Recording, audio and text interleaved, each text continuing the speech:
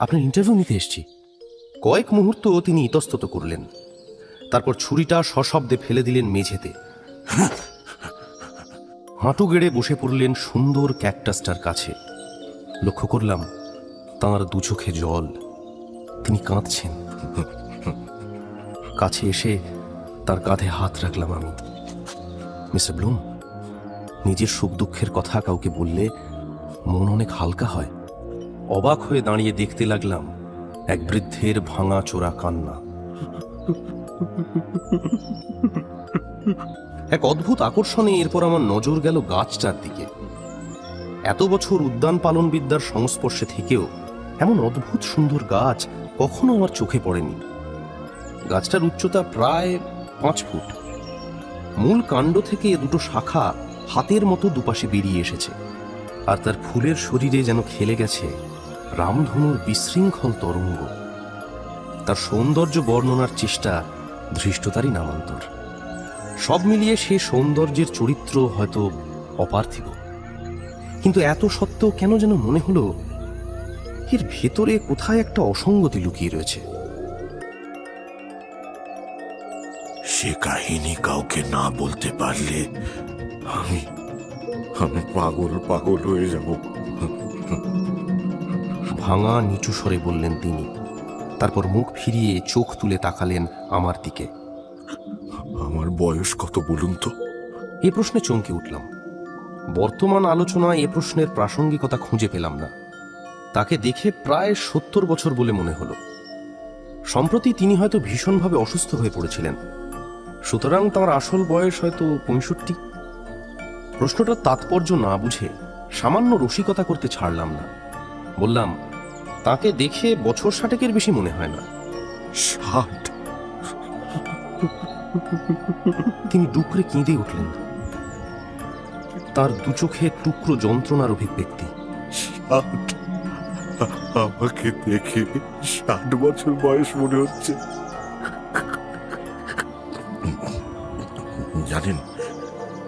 জানেন আপনি, আমার বয়স মাত্র 35। এক শীতল অনুভূতি আমাকে গ্রাস করল। আমি অত্যন্ত দুঃখিত মিস্টার ব্লুম, আপনাকে আঘাত দেওয়ার কোনো ইচ্ছে। ওনার চোখের জল ছাপিয়ে এই প্রথম তিনি হাসলেন, এবং তার বয়স কয়েক বছর কমে গেল। জানি আমাকে দেখে বৃদ্ধ মনে হয়, কারণ অনেক দুশ্চিন্তার ঝড় আমার মাথার উপর দিয়ে বয়ে গেছে। তিনি আমার দিকে আর একবার তাকালেন, এবং আমি তার কথায় হাসবো কি হাসবো না ঠিক করতে পারলাম না। তিনি সোজা হয়ে উঠে দাঁড়ালেন, ঘুরে তাকালেন ক্যাকটাসটার দিকে। তার হৃষ্টপুষ্ট একটা শাখায় ভালোবাসা ভরা হাত রাখলেন।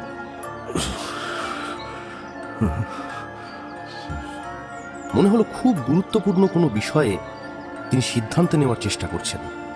দেখলাম ওর ঠোঁট নড়ছে এবং অস্ফুট কিছু শব্দও আমার কানে এলো, কিন্তু স্পষ্ট করে কোনো কথা বুঝতে পারলাম না। অবশেষে ঘুরে দাঁড়িয়ে তিনি চোখ রাখলেন আমার চোখে। আমরা আপনাকে একটা গল্প শোনাবো ঠিক করেছি, mister Curtis, James Curtis. Mister Curtis, আশা করি আপনি একজন বুদ্ধিমান ব্যক্তি, কারণ এমন একটা গল্প আমি শোনাবো যা সারা পৃথিবীকে শোনানোর দায়িত্ব কিন্তু আপনার।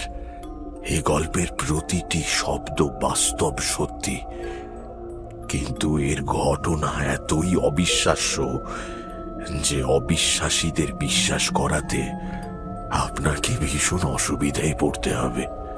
তিনি আবার তাকালেন ক্যাকটাসটার দিকে, তারপর আমার দিকে ফিরে তাকিয়ে শীতল শুষ্ক কণ্ঠে বললেন, বসুন মিস্টার কার্টিস। আপনাকে আজ অসম্ভব আতঙ্কের এক সত্য কাহিনী শোনাবো, যার কোনো দ্বিতীয় তুলনা নেই। বরফ মেশানো নারকোল দুধের গেলাস সাজানো একটা টেবিলকে মাঝখানে রেখে দুটো লোহার চেয়ারে আমরা মুখোমুখি বসলাম। ক্লান্তিময় বৃক্ষলতার সমারোহে তাদের বিশাল সবুজ পাতা, তাদের আর্দ্র আবহাওয়ায় ঘামে ভেজা শরীর যেন আঙুল উঁচিয়ে আমাকে দেখাতে লাগলো এই পরিবেশে আমার অনুপ্রবেশ অবাঞ্ছিত। আবহাওয়ার উষ্ণতা সত্ত্বেও অনুভব করলাম, কেন জানি না, আমি কাঁপতে শুরু করেছি। সমান্তরাল জগতে আপনি বিশ্বাস করেন মিস্টার কার্টিস? আমার উত্তরের অপেক্ষা না করেই তিনি বলে চললেন, অতীতের সেই সময়গুলোর কথা শুধু একবার ভেবে দেখুন। তখন আমরা পৌঁছেছি ইতিহাসের এক গুরুত্বপূর্ণ মুহূর্তে, দ্বিমুখী রাস্তায়। কোন পথে যাব, বাঁদিকে না ডান দিকে? সেই মাহেন্দ্র ক্ষণে পৃথিবীর ভাগ্য পুরোপুরি বদলে যেতে পারত। এটা এটা জানেন তো মিস্টার কার্টিস, জার্মানরা যদি যুদ্ধে জিতত তাহলে কি হতো? যদি ওয়াটারলুর যুদ্ধে জিততেন নেপোলিয়ন, যদি কলম্বাস খুঁজে না পেত আমেরিকা, যদি ইংরেজরা কোনোদিনই না আসতো ভারতে, যদি 10 কোটি বছর আগের প্রাগৈতিহাসিক বিশাল বিশাল সরীসৃপেরা বেঁচে থাকতো আজও, যদি যদি আপনি আজ আমার সঙ্গে দেখা করতে না আসতেন। তিনি থামলেন, হয়তো বক্তব্যের তাৎপর্য উপলব্ধি করতে সময় দিলেন আমাকে, কিন্তু আমি বুঝে উঠলাম সামান্যই। আমার বিশ্বাস এই সমস্ত ঘটনাগুলো ক্রমান্বয়ে ঘটে গেছে আমাদের সমান্তরাল জগতে, এবং এখনো ঘটে চলেছে সম্পূর্ণ অন্য তলে অবস্থিত আমাদের ঘিরে থাকা অলৌকিক জগতের মতো। আর কখনো কখনো হঠাৎ সেই জগতে প্রবেশের দরজা আমাদের কাছে খুলে যায়।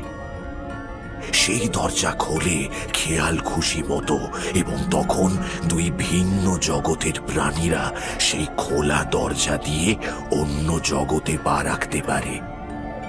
সীমারেখার আবর্ত পেরিয়ে তারা পৌঁছে যায় দ্বিতীয় জগতে। তখন কি হবে মিস্টার কার্টিস? তিনি আমার চোখের দিকে তাকালেন, এবং এই প্রথম লক্ষ্য করলাম তার চোখের রং সবুজ। তাইটা ঢিলে করে ঘাড়ে হাত বোলালাম।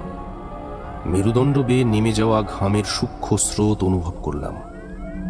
তিনি বলে চললেন, আর যদি আমরা সরাসরি পিছিয়ে যাই পৃথিবীর প্রত্যুষে, তাহলে কি হয় মিস্টার কার্টিস? প্রাণ সৃষ্টির সেই সূচনায় প্রাণ বলতে ছিল এককোষী কিছু প্রাণী এবং উদ্ভিদ। তারা সবে নড়তে চড়তে শিখছে। আমিবা, আমাদের বহু পরিচিত এককোষী, আজ থেকে লক্ষ লক্ষ বছর পরেও ঠিক একইভাবে বেঁচে রয়েছে। এখনো একইভাবে সে জীবাণু সদৃশ শিকারকে গ্রাস করে তার প্রাণ শক্তি শুষে নেয়। আর সাঁতারু উদ্ভিদ ক্ল্যামিডোমোনাস সম্পর্কে আপনি কি বলবেন? এখনো সে শিকার গ্রাস করে চলেছে, যেমন করে আসছে যুগ যুগ ধরে। অবশ্যই এই কথা সত্যি, এরা খুবই ছোট মাপের প্রাণী, কিন্তু তা বলে নিজের সমান আকারের প্রাণীদের কাছে এরা কম ভয়ঙ্কর নয়। আপনি গাছপালা নিয়ে চর্চা করেন যখন, তখন নিশ্চয়ই কলস উদ্ভিদের নাম শুনে থাকবেন। এই মাংসাশী গাছ সৌন্দর্যের ডালি সাজিয়ে বসে থাকে, তারপর গ্রাস করে পোকা মাকড় মাছিকে। এর পাপড়িগুলো আমাদেরই চোয়ালের মতো বন্ধ হয়ে যায়, বন্দি করে শিকারকে। গভীর সমুদ্রের অতলে এমন অনেক প্রাণী আছে যাদের আচার আচরণ সম্পূর্ণ উদ্ভিদের মতো। আবার এমন অনেক গাছপালা রয়েছে যাদের বাইরে থেকে দেখে প্রাণী বলেই মনে হয়। তিনি থামলেন এবং হাতের একটা ভঙ্গি করে প্রসঙ্গের ইতি টানতে চাইলেন। কিন্তু এসবের গুরুত্ব কেবল আপনার আমার মতো লোকের কাছে, মিস্টার কার্টিস, যেহেতু আমরা গাছপালা নিয়ে চর্চা করি। কিন্তু সাধারণ পৃথিবী তাদের নিয়ে বিন্দু মাত্র চিন্তিত নয়, কারণ তারা জানে এসব উদ্ভিদের আকার হয় সূক্ষ্মতি সূক্ষ্ম। তারা অত্যন্ত নিম্ন স্তরের প্রাণী, অন্তত এই গ্রহের মাপকাঠি অনুযায়ী। তিনি আমার সামনে ঝুঁকে এলেন, সামনের টেবিলে ছড়ানো দুহাতে চাপ দিয়ে বললেন, ধরুন যদি এমন কোনো সমান্তরাল জগৎ থাকে যেখানে প্রাণীদের অনেক পেছনে ফেলে উদ্ভিদরা বিবর্তনের চূড়ান্তে গিয়ে পৌঁছেছে, যদি সেখানকার প্রাণীরা, মানুষকে ধরেই আমি বলছি, বুদ্ধির ক্রমবিকাশের প্রতিযোগিতায় উদ্ভিদের কাছে পরাস্ত হয়ে বহু পিছনে পড়ে গিয়ে থাকে, এরকম একটা জগৎ কল্পনা করতে পারেন মিস্টার কার্টিস? ঘরের গাছগুলো আমাকে চারপাশ থেকে ঘিরে দাঁড়িয়ে রয়েছে। তাদের বিশাল সবুজ পাতা যেন চাপা বিদ্বেষে তীর তীর করে কাঁপছে, শুনছে ব্লুমের কথা, অপেক্ষা করছে আমার উত্তরের। আপনি কি বলছেন মিস্টার ব্লুম? এ কি কখনো সম্ভব? আমার কণ্ঠস্বর ফিসফিস করে উঠল, গলা যেন শুকিয়ে আসছে। পকেট থেকে রুমাল বের করে কপালে বুলিয়ে নিলাম। চেয়ারে হেলান দিয়ে জোরালো গলায় হেসে উঠলেন তিনি। হাসতে লাগলেন। একটা অস্পষ্ট খসখস শব্দে ভরে গেল ঘরটা, যেন ঘামে ভেজা চারা গাছগুলো সে হাসিতে যোগ দিয়েছে।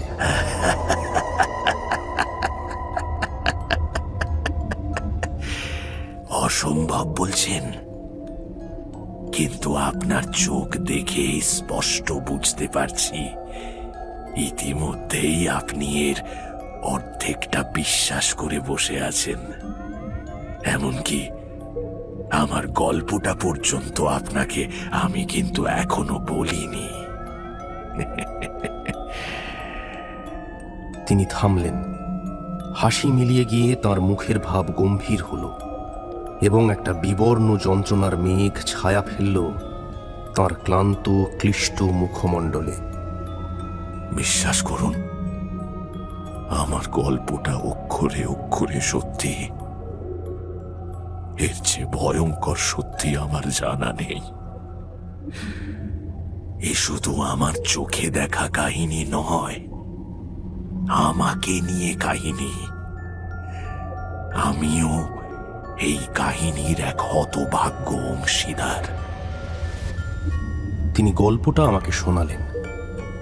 2 বছর আগে আমি ছিলাম 33-এর অবিবাহিত এক প্রাণ খোলা যুবক।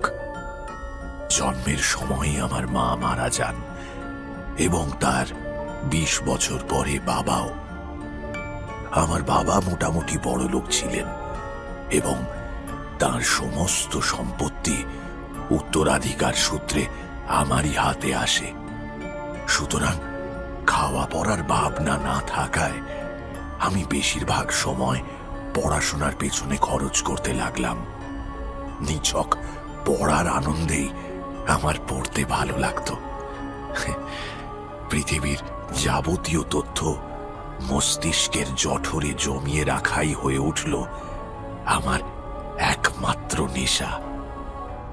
গাছপালা আমি ভালোবাসি, আর সত্যি কথা বলতে কি, মানুষের চেয়ে ওদের সঙ্গ আমার বেশি ভালো লাগে। কিন্তু এসব কথা নিতান্তই অপ্রাসঙ্গিক। 2 বছর আগে একদিন কালাহারি মরুভূমির বুক চিরে ছুটে চলেছিল আমার ল্যান্ড রোভার জিপ। এক দুষ্প্রাপ্য জাতের ক্যাকটাসের খোঁজে আমি তখন পাগলের মতো ঘুরে বেড়াচ্ছি। লোকমুখে খবর পেয়েছিলাম কালাহারি মরুভূমিতে কখনো সখনো ওই ধরনের ক্যাকটাসের দেখা মেলে। সুতরাং বিন্দু মাত্র দেরি না করে গাড়ি ছুটিয়ে দিয়েছি সম্ভাব্য নিশানায়, আচ্ছন্ন সম্মোহিতের মতো। মাথার উপরে নিষ্ঠুর জ্বলন্ত সূর্য, আমার ঘামে ভেজা হাত ল্যান্ড রোভারের গিয়ার স্টিয়ারিং নিয়ে ব্যস্ত। উঁচু নিচু পথে প্রচন্ড ঝাঁকুনি দিয়ে গাড়ি এগিয়ে চলেছে।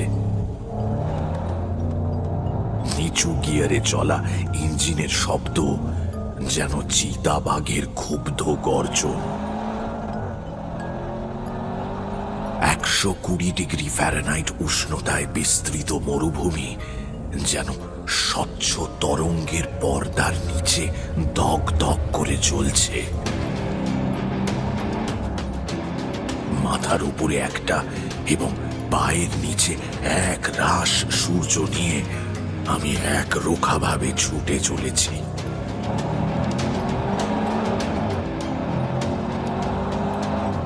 এক সমতল ভূমিতে পৌঁছে সবে গাড়ির গতি সামান্য বাড়িয়েছি, বজ্রপাতের মতো একটা প্রচন্ড তীক্ষ্ণ শব্দে পরিবেশ থরথর করে কেঁপে উঠল।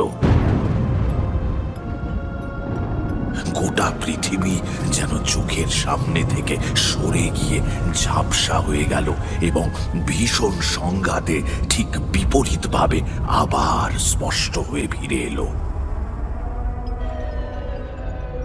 গাড়ি থামিয়ে অবাক চোখে চারপাশ দেখতে লাগলাম।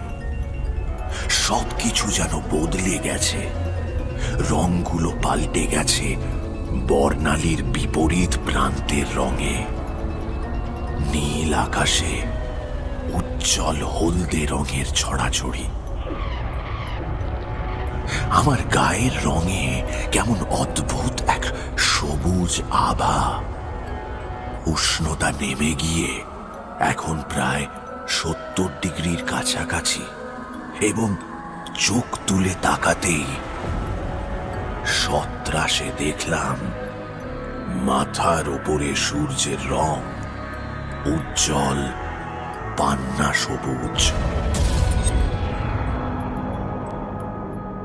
গাড়ি ছেড়ে টলতে টলতে নীল বালিতে পা ফেলে এগিয়ে চললাম।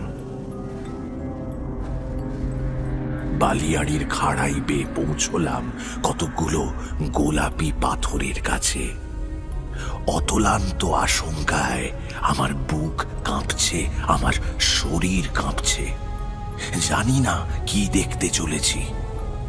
বেশ কিছুক্ষণ অনিশ্চয়তায় আতঙ্কে পাথরের আড়াল থেকে মুখ তুলতে পারলাম না। ব্যাপারটা যেন অনেকটা সেই রকম দুঃস্বপ্নের মতো যখন মানুষের অঙ্গ প্রত্যঙ্গ মস্তিষ্কের ডাকে সাড়া দেয় না। ঠোঁটে দাঁত চেপে ফোঁটা ফোঁটা করে সাহস সঞ্চয় করলাম। মাথাটা যথাসম্ভব নিচু রেখে পাথরের আড়াল ছেড়ে উঁকি মারলাম এবং সেই চরম দুঃস্বপ্ন দৃশ্যের মুখোমুখি হয়ে একটা অস্ফুট চিৎকার বেরিয়ে এলো আমার মুখ দিয়ে। আমার সামনে এক বিস্তৃত নীল রঙের মাঠ। সেই মাঠে নিখুঁত পরিচ্ছন্ন সারিতে 6 ফুট অন্তর অন্তর দাঁড়িয়ে আছে কতগুলো কাঠের খুঁটি। প্রতিটি খুঁটিতে বাঁধা রয়েছে সম্পূর্ণ নগ্ন এক একটি মানুষ। প্রচন্ড চিৎকারকে বন্ধ করতে নিজের হাত প্রাণপণে কামড়ে ধরলাম। জিভে পেলাম নোনতা স্বাদ। ওরা চুপচাপ দাঁড়িয়েছিল, চোখে মুখে কোনো যন্ত্রণার ছাপ নেই। এবার সারির দূর প্রান্তে কারো চলাফেরার প্রতি নজর পড়ল। সে দৃশ্যের তাৎপর্য প্রথমে ঠিক বুঝে উঠতে পারিনি, কিন্তু পরক্ষণেই উত্তপ্ত বাতাসের ঝাপটার মতো কঠিন সত্যিটা আমার মনে ঝাঁপিয়ে পড়ল। আমার হৃৎপিণ্ড যেন স্পঞ্জের টুকরো সেটাকে কেউ যেন আরো টুকরো টুকরো করে ছিঁড়ে নিচ্ছে। আমি আবার দেখলাম সারি বাঁধা অসহায় মানুষগুলোর দিকে। আমার চোখ ঝাপসা হয়ে এলো, ছটফট করে উঠল নিঃশব্দ প্রতিবাদে। চোখ বন্ধ করলাম, কিন্তু তখনও সেই ভয়াবহ আতঙ্ক আমার মস্তিষ্কে আঁচড় কেটে চলেছে। অবশেষে আবার চোখ খুললাম, তাকালাম স্পষ্ট দৃষ্টিতে। সামনেই ওটা দাঁড়িয়ে রয়েছে, 12 ফুট লম্বা টলমলো একটা বিশাল জিনিস। তার গোড়াটা প্রায় 7 ফুট ব্যাসের। সেখান থেকে সামান্য সরু হয়ে গেছে ডগার দিকে। ডগা থেকে শুঁড়ের মতো অসংখ্য বাহু চারপাশে ছড়িয়ে সাপের মতো সরসর করে কাঁপছে। জিনিসটার সঙ্গে এক ধরনের সামুদ্রিক ফুলের কিছুটা সাদৃশ্য রয়েছে। প্রতিটি শুঁড় প্রান্তের দিকে ক্রমশ চ্যাপ্টা হয়ে গেছে, পাতার মতো। দেখে মনে হলো সেগুলো হাতের মতোই কাজ করতে সক্ষম। জিনিসটার রং ঘোলাটে লাল এবং তার সমস্ত শরীরে কালো চাকা চাকা দাগ, অনেকটা আঁচিলের মতো। বুঝলাম যেন কেউ আমাকে স্পষ্টভাবে জানিয়ে দিল এই অপার্থিব বিভৎস জিনিসটা একটা উদ্ভিদ। ঠিক কি যে ঘটছে সেটা প্রথমে ঠাহর করতে পারলাম না, কিন্তু এখন মনে হচ্ছে আমার মস্তিষ্কই আমাকে সেই ভয়ঙ্কর বাস্তব উপলব্ধি করতে দেয়নি।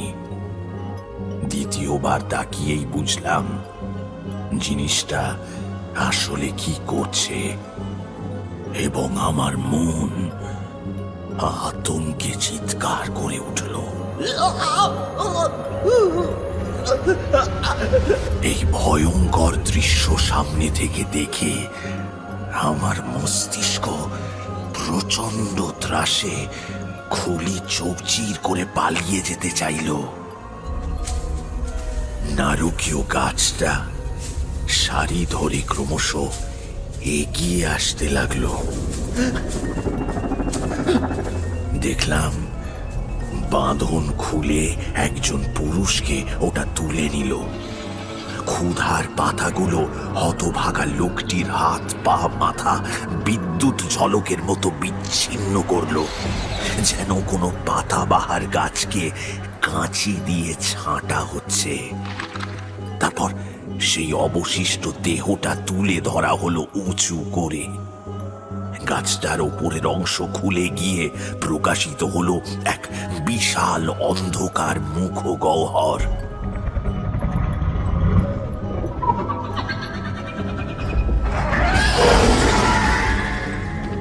সেই বিচ্ছিন্ন শরীর থেকে চলকে বেরোনো রক্ত প্রচন্ড মনোযোগে গাছটা পান করতে লাগলো।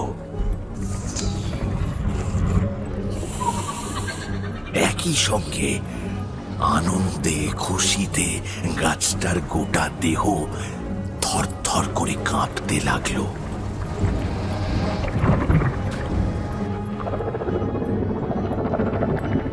দেহটার শেষ রক্তের ফোঁটা যখন শেষ হলো, তখন সেটা ছুঁড়ে ফেলে দেওয়া হলো গলিত সব দেহের এক স্তূপে।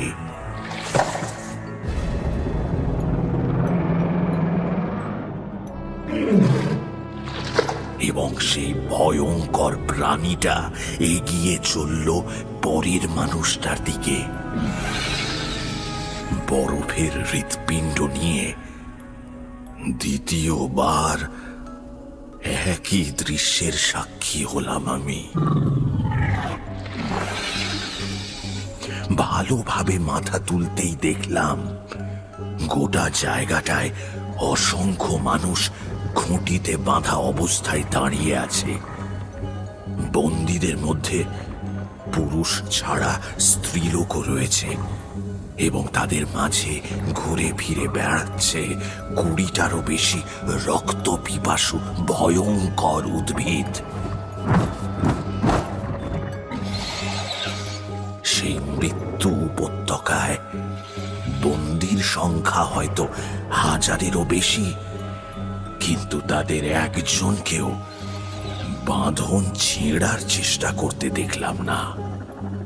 এমনকি সঙ্গীদের নৃশংস পরিণতি দেখেও তারা কেমন যেন নির্বিকার ভাবে দাঁড়িয়ে রয়েছে।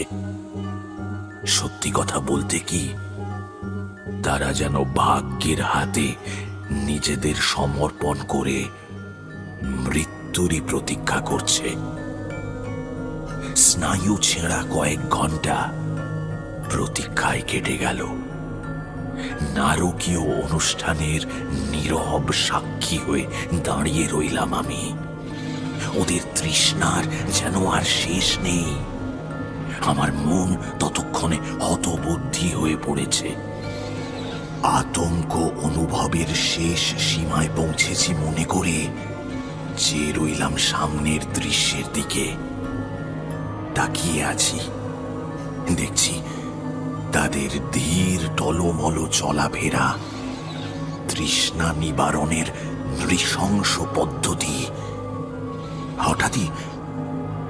হঠাৎই একটা ছোট পাথরের আড়ালে একটা চাপা আলোড়ন আমার নজরে পড়ল। কতগুলো শয়তান গাছ নিজেদের মধ্যে হিংস্রভাবে লড়াই শুরু করেছে। হঠাৎই ওরা ছিটকে বেরিয়ে এলো এবং প্রায় 10টা গাছ ছুটে চলল পড়ে থাকা মানুষের বিচ্ছিন্ন মাথাগুলোর দিকে। যেন কোনো দৌড় প্রতিযোগিতা হচ্ছে, সবচেয়ে বেশি মাথা কে সংগ্রহ করতে পারে। তারপর ওরা ইতস্ততভাবে ছুটে বেড়াতে লাগলো, মাথাগুলো ছুঁড়ে দিতে লাগলো শূন্যে, আর অসংখ্য সুর দিয়ে সেগুলো আবার লুফে নিতে লাগলো, যেন কোনো উন্মাদ জগতে বাচ্চারা বল নিয়ে খেলা করছে। তাদের হাঁটা চলার ব্যাপারটা খুব স্পষ্ট করে বুঝে উঠতে পারলাম না। শুধু মনে হলো ওরা যেন মসৃণ ভাবে হাওয়ায় ভর দিয়ে এগিয়ে চলেছে। উপুড় হয়ে শুয়ে থাকা অবস্থায় হঠাৎ ষষ্ঠেন্দ্রিয়ের সংকেতে গাড়ির কাছে কেমন শিরশির করে উঠল। আসন্ন বিপদের আশঙ্কায় বিদ্যুৎ বেগে ঘুরে বসলাম, এক লাফে উঠে দাঁড়ালাম। ওই সময় উঠে না দাঁড়ালে আমার ঘাড় লক্ষ্য করে নেমে আসা চূড়ান্ত আঘাতটা আমি মাথা নামিয়ে এড়াতে পারতাম না মিস্টার কার্টিস। আসন্ন আঘাতের জন্য প্রস্তুত থাকলেও আসন্ন দৃশ্যের জন্য মোটেই প্রস্তুত ছিলাম না। আক্রমণকারী একজন মানুষ, উলঙ্গ দেহ, ছুঁচলো দাঁত, বড় বড় চুল, পাশবিক দৃষ্টি নিয়ে আমার দিকে তাকিয়ে, তার হাতে একটা নল। সে ইঙ্গিতে আমাকে বোঝাতে লাগলো যে নলটা সে আমার শরীরে ঢুকিয়ে রক্ত পান করতে চায়।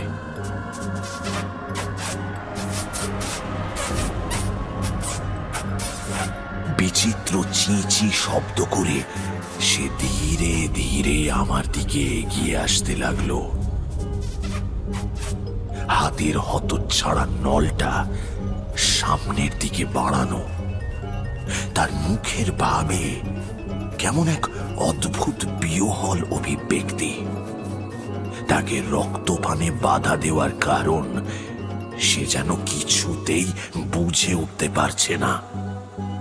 রাগের বদলে সেই অবিশ্বাস বিস্ময়ের ছাপটুকুই তার মুখে ফুটে উঠেছে।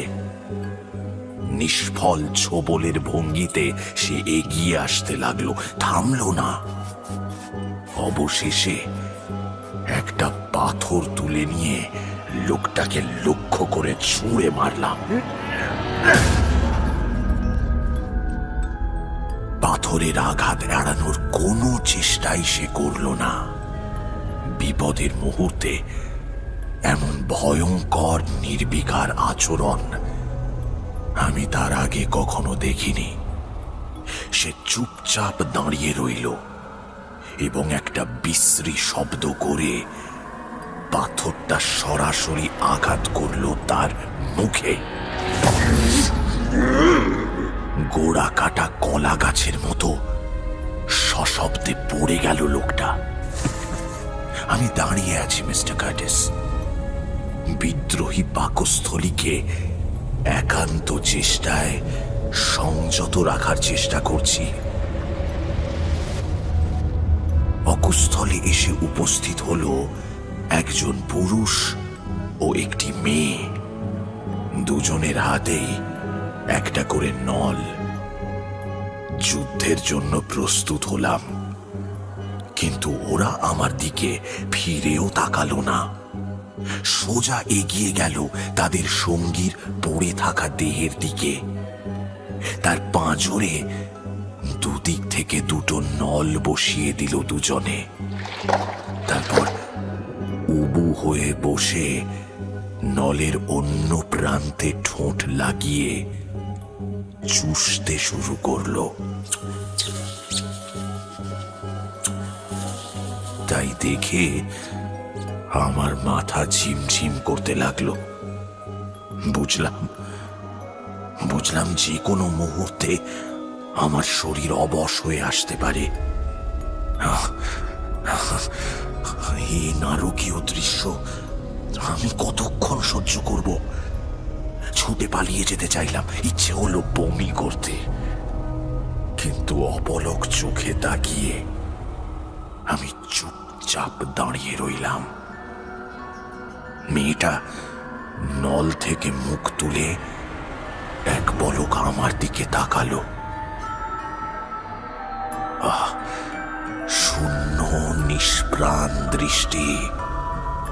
তারপর ও প্রথম লোকটার পড়ে থাকা নলটা তুলে নিল। সেটা উঁচিয়ে ধরে আমাকে ওদের সঙ্গে যোগ দিতে ইশারা করলো। আমাকে হাত তুলে ইশারা করতে গিয়ে সঙ্গীর দিক থেকে চোখ ফিরিয়ে নিয়েছিল মেয়েটা, এবং আমি সাবধান করার আগেই ওর সঙ্গী মৃতদেহ থেকে নিজের নলটা বের করে নিয়ে মেয়েটির শরীরের গভীরে ডান স্তনের ঠিক নিচে বসিয়ে দিয়েছে।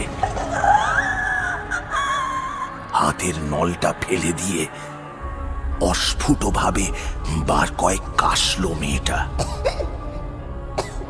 মুখ ফিরিয়ে দেখল ওর সঙ্গী তার বিশ্রী ঠোঁট নলের অপর প্রান্তে নামিয়ে টানছে। ততক্ষণে নল বেয়ে রক্ত বইতে শুরু করেছে। বুকে সবচেয়ে বেশি কাঁপন ধরল যখন দেখলাম মেয়েটির মুখে আবেগ অভিব্যক্তির লেশ মাত্র নেই। প্রাণপণে চিৎকার করে উঠলাম। একটা বড় সড়ো পাথর তুলে নিয়ে লোকটার মাথায় নামিয়ে আনতে যাব, ঠিক তখনই একটা অদ্ভুত তীব্র শীষের শব্দে ফিরে তাকালাম।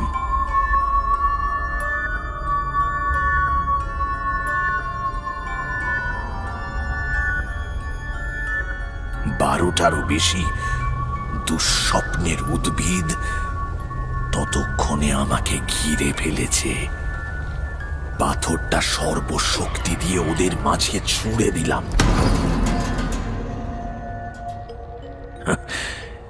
নিতান্তই নিষ্ফল চেষ্টা। হিল হিলে সুর নিয়ে ওরা এগিয়ে আসতে লাগলো, আর একই সঙ্গে শোনা যাচ্ছে সেই তীব্র শীষের শব্দ।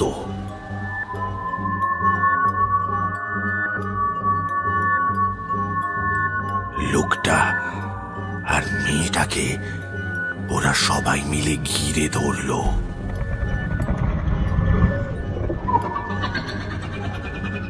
ন্যাকড়ার পুতুলের মতো তুলে নিল দুজনকে। তারপর আমাকে অসংখ্য সুরে আষ্টে পৃষ্ঠে জড়িয়ে ধরল। আমার হাত দুটো বজ্র বাঁধনিতে বন্দী হলো। আমি তখন অসহায়। প্রচন্ড ভয়ের সঙ্গে দেখলাম একটা গাছ লোকটির লম্বা চুল ধরে তাকে শূন্যে তুলল।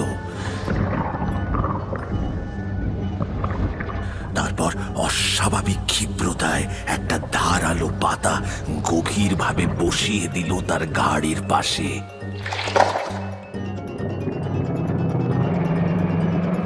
লোকটা নিশ্চলভাবে শূন্যে ঝুলতে থাকলো, আর সেই শয়তান গাছটা তার গলার চারদিকে করাতের মতো পুচিয়ে পুচিয়ে কেটে চলল।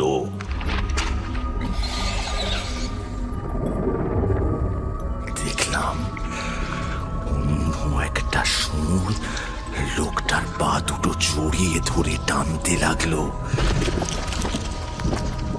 আরো দেখলাম লোকটার মাথাটা শরীর থেকে বিচ্ছিন্ন হয়ে গেল এবং একই সঙ্গে তার গলার নলি, ফুসফুস, হৃৎপিণ্ড এবং যকৃৎ ঝুলন্ত রক্তাক্ত অবস্থায় বেরিয়ে এলো।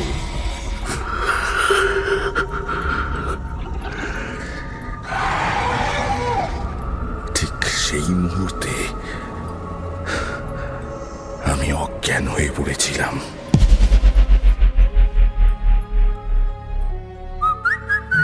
শুনছেন গপ্পমীরে ঠেকের আজকের গপ্প, গেলর্ড সাবাতিনির গপ্প অবলম্বনে cactus.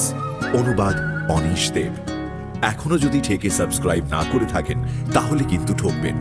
Subscribe to my official channel and do not forget to click on the bell icon for notifications. তাহলে বাকিটা শোনা যাক।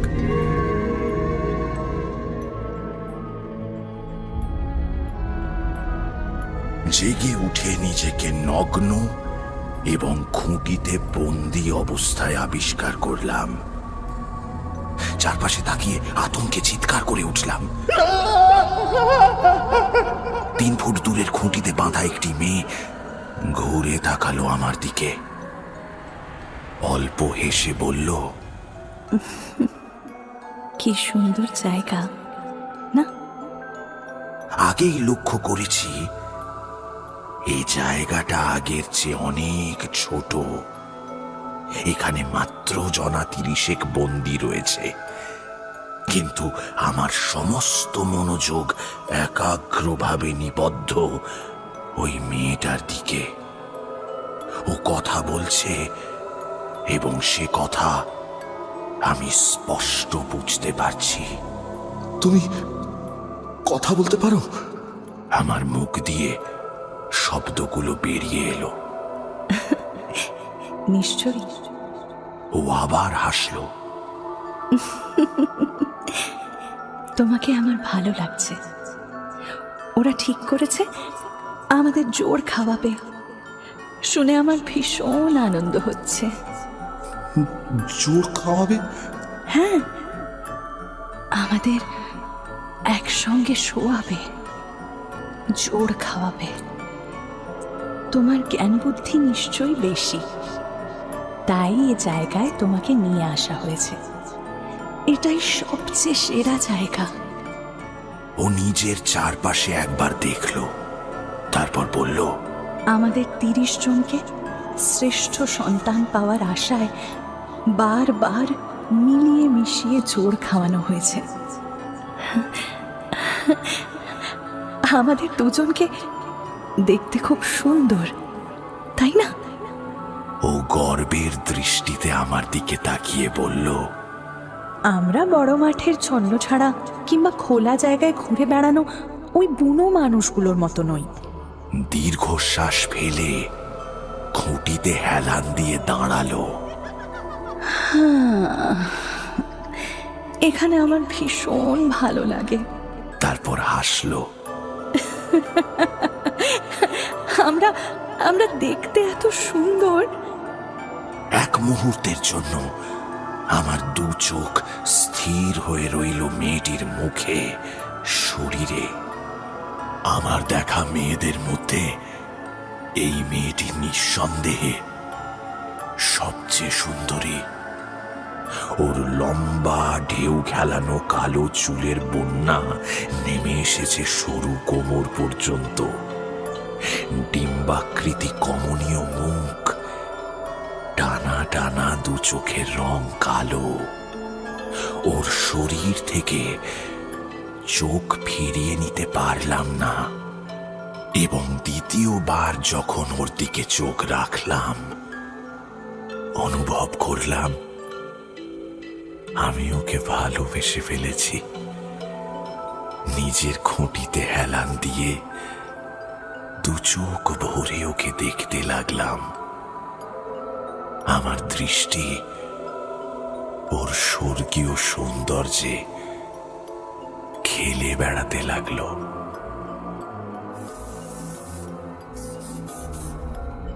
পেছন থেকে একটা হিস হিস শব্দ হঠাৎ কানে এলো। নতুন কোনো আতঙ্কের জন্যে নিজেকে তৈরি করে অতি কষ্টে মাথা ঘুরিয়ে পেছনে তাকালাম। দেখলাম সেই ভয়ঙ্কর গাছগুলোর একটা খুঁটির সারি ধরে ধীরে ধীরে এগিয়ে আসছে। এ দৃশ্য আমার কাছে পরিচিত, কিন্তু অপরিচিত হিস হিস শব্দের উৎসটা প্রথমে ঠিক ঠাহর করতে পারলাম না। অবশেষে অনুভব করলাম একটা সুন্দর উত্তেজক সেন্ট ওই গাছটা আমাদের গায়ে স্প্রে করছে। হিস হিস শব্দটা স্প্রে করারই শব্দ। ঠিক বুঝলাম না সেন্টটা কৃত্রিমভাবে তৈরি না প্রাকৃতিক নিয়ম মাফিক উদ্ভিদটার শরীর থেকে বেরিয়ে আসছে।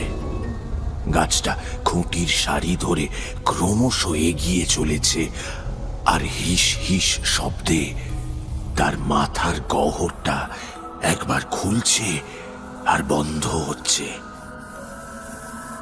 এবং একই সঙ্গে সেই নেশা ধরানো সুগন্ধি আমাদের উপর ঝাঁপিয়ে পড়ছে।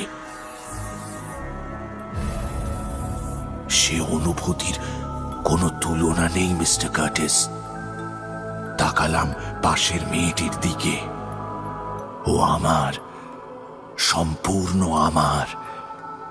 আমি সশব্দে হেসে উঠলাম।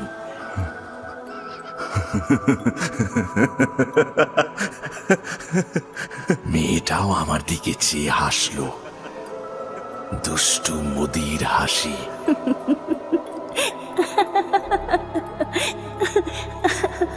ওর ভিনাস শরীরটাকে খুঁটির গায়ে ওপরে নিচে ঘষতে লাগলো। ওর নাসারন্ধ্র স্ফুরিত হলো গভীর প্রশ্বাসে, সুগন্ধি আঘ্রাণের প্রয়াসে। লক্ষ্য করলাম ঘন শ্বাস প্রশ্বাসে ওর বুক দুটো সুষম ছন্দে উঠছে নামছে, উঠছে নামছে।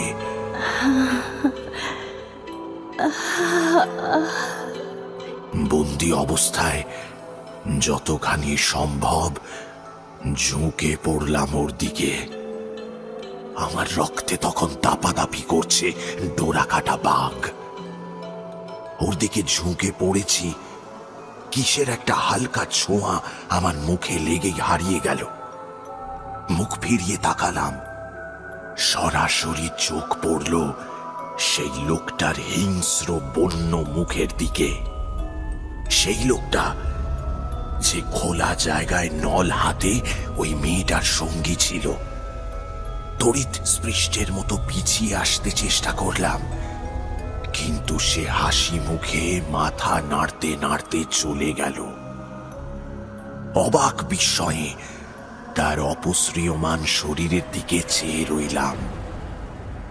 একটা গাছ তাকে বয়ে নিয়ে যাচ্ছে, অথবা ঠিকভাবে বলতে গেলে তার অবশিষ্টাংশ বয়ে নিয়ে যাচ্ছে। লোকটার যতটুকু আমি দেখতে পাচ্ছি তা হলো একটা ভিজে চুইয়ে পড়া ব্যাগ থেকে বেরিয়ে থাকা তার মাথাটা, তার গলার নলি, হৃৎপিণ্ড, ফুসফুস এবং যকৃৎ রয়েছে সেই ব্যাগের ভেতর। ব্যাগটা চামড়ার ফিতে দিয়ে বাঁধা অবস্থায় রয়েছে গাছটার বাঁ কাঁধে, যদি অবশ্য তাকে কাঁধ বলা যায়। সেই অবস্থায় লোকটা একটানা ভাবে আমার দিকে চেয়ে হাসতে লাগলো, মাথা নাড়তে লাগলো। আমার পেটের নাড়ি ভড়ি গুলিয়ে উঠল, কারণ বুঝলাম যেভাবেই হোক লোকটা এখনো বেঁচে রয়েছে। উদ্ভিদ রাক্ষসটা খানিকটা এগিয়ে যেতেই নজরে পড়ল একই রকম আর একটা ভেজা ব্যাগ তার অন্য কাঁধ থেকে ঝুলছে। সেটা থেকে উঁকি মারছে সেই মেয়েটির মাথা। ও যেন আমাকে চিনতে পারল, আমাকে লক্ষ্য করে চোখ নাচালো। বুঝতে পারলাম নিতান্ত সাজসজ্জার প্রয়োজনেই গাছটা এই পৈশাচিক মাথা দুটো নিয়ে যাচ্ছে। প্রাণপণে চোখ বন্ধ করে সর্বশক্তি দিয়ে খুঁটিতে মাথা ঠুকে চললাম। চেষ্টা করলাম এই ভয়ঙ্কর দৃশ্য মন থেকে মুছে ফেলতে।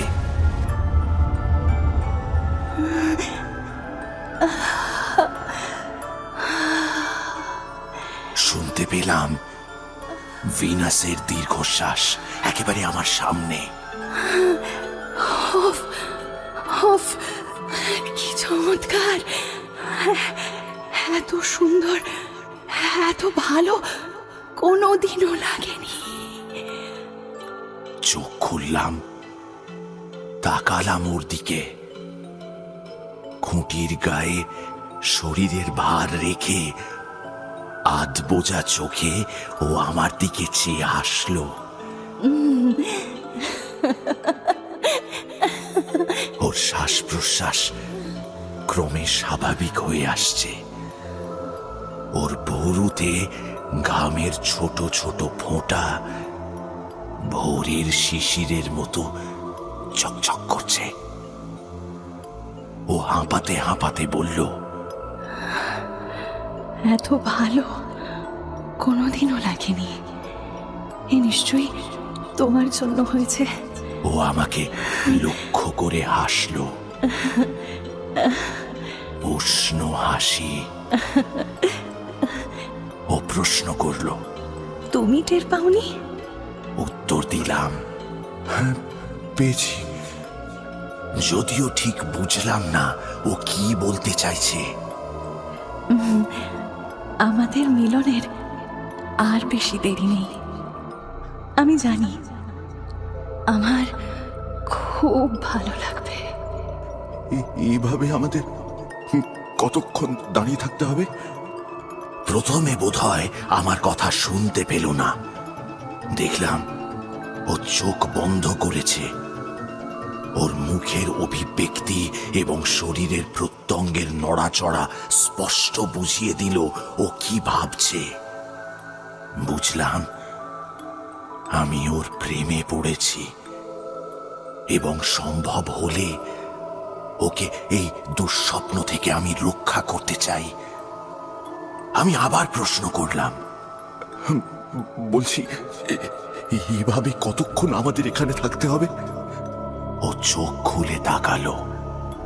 কতক্ষণ? তার মানে? তার মানে কতক্ষণ, কখন এসে ওরা আমাদের বাঁধন খুলবে? বাঁধন খুলবে? ওরা কখনো আমাদের বাঁধন খোলে না। এরকম খারাপ কথা বললে তোমাকে আমি আর ভালোবাসবো না। এই খুঁটি ছাড়া আমি তো আর খোলা জায়গায় ঘুরে বেড়ানো বুনো মানুষ নই। কিছু মনে করো না, আমি জানতাম না। তুমি ভারী অদ্ভুত। সবার চেয়ে আলাদা। ও স্থির চোখে চেয়ে রইল আমার চোখের দিকে, অবশেষে বলল, খুব শিগগিরই ওরা তোমার বাঁধন খুলে দেবে। আমি অবাক হয়ে জানতে চাইলাম, খুলে দেবে কেন? আমার সঙ্গে এক খুঁটিতে তোমাকে বেঁধে দেওয়ার জন্য। বোকা কোথাকার। ও হাসল, মুখে রক্তের ঝলক অনুভব করে বলে উঠলাম, ও। এরপর কিছুক্ষণ কেটে গেল। তারপর আমি ঠিক করলাম একটু নতুন পথে এগিয়ে দেখি। তুমি কি চাও তোমার খুঁটির সঙ্গে আমাকে সারাক্ষণ বেঁধে রাখা হোক? তা সম্ভব নয়, কিন্তু হলে ভালোই লাগতো। আলোচনা চালিয়ে যাওয়ার আর সময় পেলাম না মিস্টার কার্টিস। সারি থেকে কেউ একজন চেঁচিয়ে উঠল, খাবার এসেছে, খাবার!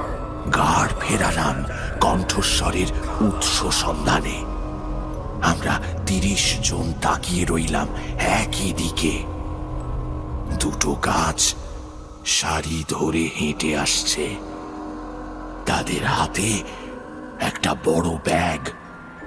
ব্যাগ থেকে একটা নল বেরিয়ে এসেছে বাইরে। পালা করে নলটা তুলে দেওয়া হলো ওই উপসী বন্দীদের মুখে। তারা উন্মাদ উত্তেজনায় নলটা চুষতে লাগলো। একজনের পালা শেষ হতেই নলটা ছিনিয়ে নিয়ে পরের জনকে দেওয়া হচ্ছে। অনুভব করলাম আমি নিজেও ভীষণ ক্ষুধার্ত। অবাক হয়ে আবিষ্কার করলাম অন্যান্যদের মতো আমিও খিদের জ্বালায় বাঁধন ছেঁড়ার জন্য ধস্তাধস্তি করছি।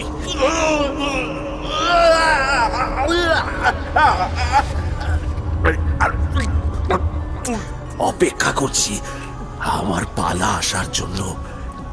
গাছ দুটো আরো কাছে আসতেই ঘেন্নায় কুঁকড়ে গেলাম, কারণ যেটাকে আমি দূর থেকে ব্যাগ মনে করেছি সেটা আসলে একটা মানুষের দেহ, শক্ত বাঁধনে বলের আকারে বাঁধা। আর ওরা এতক্ষণ তারই রক্ত পান করেছে। এপাশ ওপাশ মাথা ঝাঁকিয়ে ওদের বাধা দিতে চেষ্টা করলাম। পাগলের মতো চিৎকার করে উঠলাম, কিন্তু আমার চেয়ে ওদের শক্তি অনেক বেশি। ওরা নলটাকে জোর করে গুঁজে দিল আমার মুখে।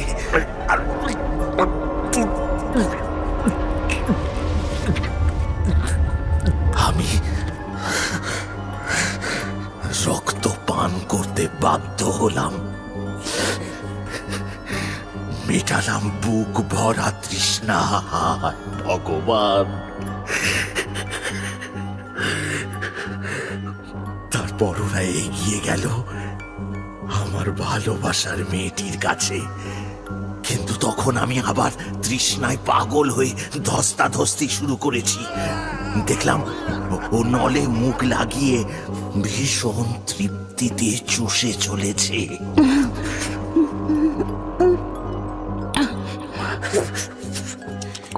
এরপর সন্ধে নেমে এলো নিঃসাড়ে। আমার বাঁধন যে অনেক ঢিলে হয়ে গেছে সেটা বুঝতে আমার আরো কিছুটা সময় লাগলো। হাত নাড়তে চেষ্টা করলাম,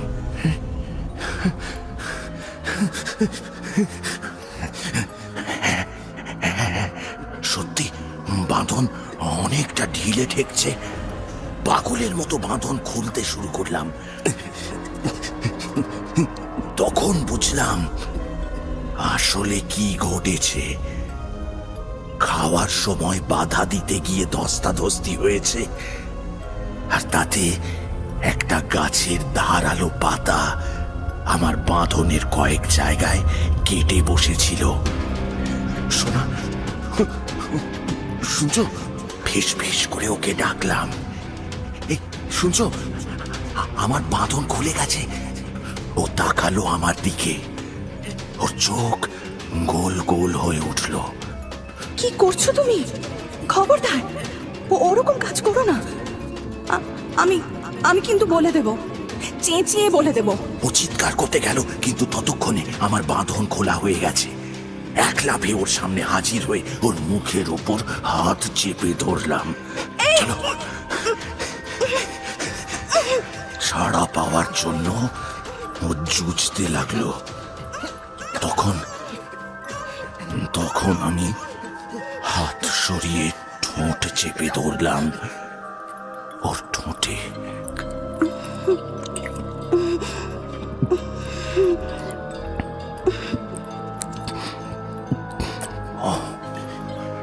সেই সুখের স্মৃতি মিস্টার কার্টিস। সেই মুহূর্তে আমরা দুজনে এক নীরব অঙ্গীকারে আবদ্ধ হলাম। ও আমাকে আর বাধা দিল না। ওর বাঁধন খুলে আমরা দুজনে পালাতে শুরু করলাম।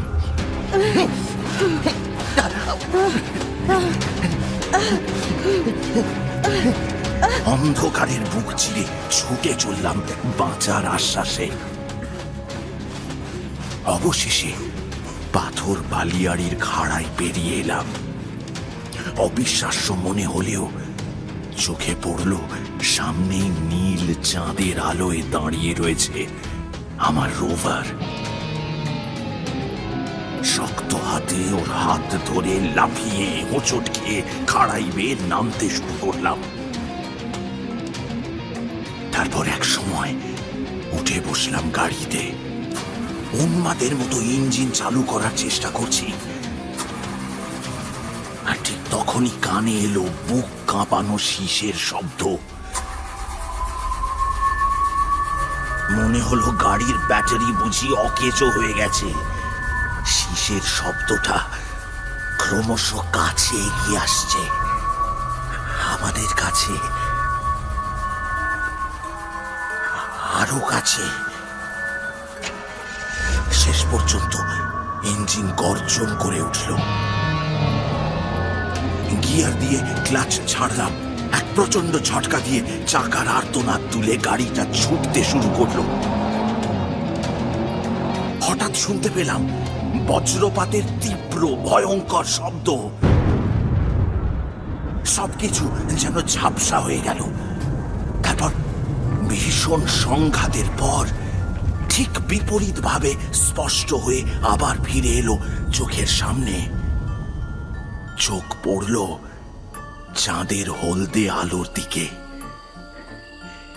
শেষ পর্যন্ত আমরা ফিরে এসেছি। আর আমাদের ভয় নেই। না, আর ভয় নেই।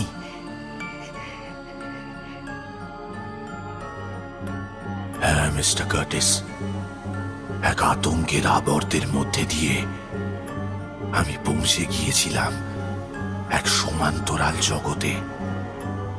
আর তার চেয়েও বড় কথা, আমি আবার ফিরে এসেছি। আমি তাকালাম সাদা চুল বৃদ্ধের দিকে। মিস্টার ব্লুম, এর চেয়ে ভয়ঙ্কর কাহিনী আমি কখনো শুনিনি। কিন্তু তবুও আপনার একটা সান্ত্বনা আছে। আপনার সেই সুন্দরী বউয়ের কি হলো? আমার প্রশ্নের উত্তর না দিয়ে তিনি বললেন, ভয়ঙ্কর অভিজ্ঞতা সন্দেহ নেই মিস্টার কার্টিস, কারণ ওই অভিজ্ঞতাই আমাকে উপহার দিয়েছে এই অকাল বার্ধক্য। যাকে আমার কাহিনী তো শুনলেন, এই থেকে আপনি হয়তো অনেক পয়সাও পাবেন, কিন্তু আমার পারিশ্রমিকের কি ব্যবস্থা করবেন মিস্টার কার্টিস? পারিশ্রমিক মিস্টার ব্লুম? পারিশ্রমিক মিস্টার কার্টিস, পারিশ্রমিক। ও হ্যাঁ, আমার কাগজ আপনাকে ভালোই টাকা দেবে, আপনি নিশ্চিন্ত থাকুন। না না না না না, টাকা নয়, টাকা নয়। টাকা কে চাইছে? তাহলে কি? তিনি চেয়ার ছেড়ে উঠে দাঁড়ালেন। একটা নল হাতি নিয়ে এগিয়ে এলেন আমার দিকে। আমার বউ খিদে ছটফট করছে মিস্টার কার্টিস। আমার এই ভাঙা শরীরে বেশি রক্ত আর নেই। দিনের পর দিন কিভাবে আমি পারবো? তিনি নলটা এগিয়ে দিলেন আমার দিকে। পারিশ্রমিক হিসেবে শুধু একটু রক্ত দিন মিস্টার কার্টিস। আমার সোনামণির জন্য একটুখানি রক্ত দিন। না! আমি চিৎকার করে উঠলাম, লাফিয়ে উঠে এক ধাক্কা মারলাম ওকে। আমার উন্মাদ আঘাতে তার শীর্ণকায় পলকা শরীর ছিটকে পড়ল মেঝেতে। ভদ্রলোক সম্ভবত পুরোপুরি পাগল হয়ে গেছেন, এবং এই গল্পটা তার উন্মাদ মস্তিষ্কের কল্পনা ছাড়া আর কিছুই নয়। মরুভূমির সূর্যের তাপে তার চিন্তাভাবনার সমতা সেদিন ওলট পালট হয়ে গিয়েছিল।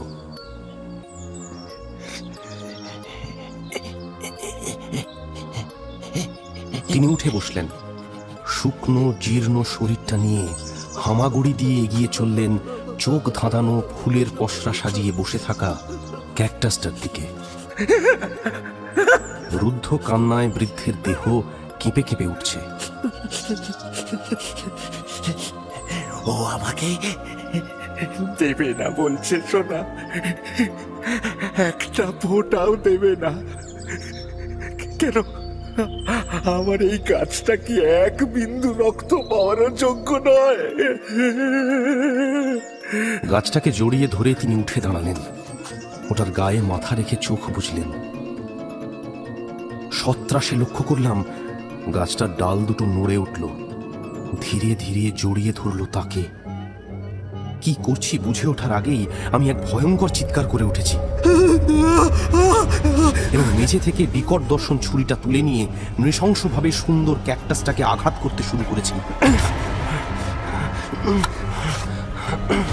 এক প্রচন্ড যন্ত্রণার চিৎকার শোনা গেল।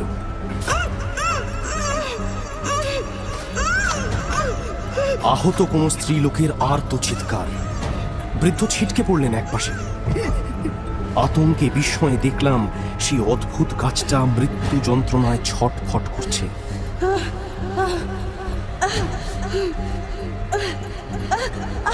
শুধু শোনা যাচ্ছে আর্ত চিৎকার ও কাতরানির শব্দ।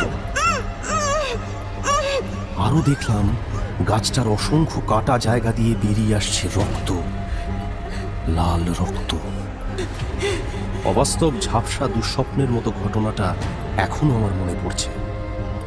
সাপের মতো হিলহিল করা রক্তাক্ত ক্যাকটাস, ওটা চারপাশে যন্ত্রণায় টলমল পায়ে ঘুরে বেড়ানো বৃদ্ধ, বুকে হাত চেপে তিনি যেন শ্বাসকষ্টে ছটফট করছেন।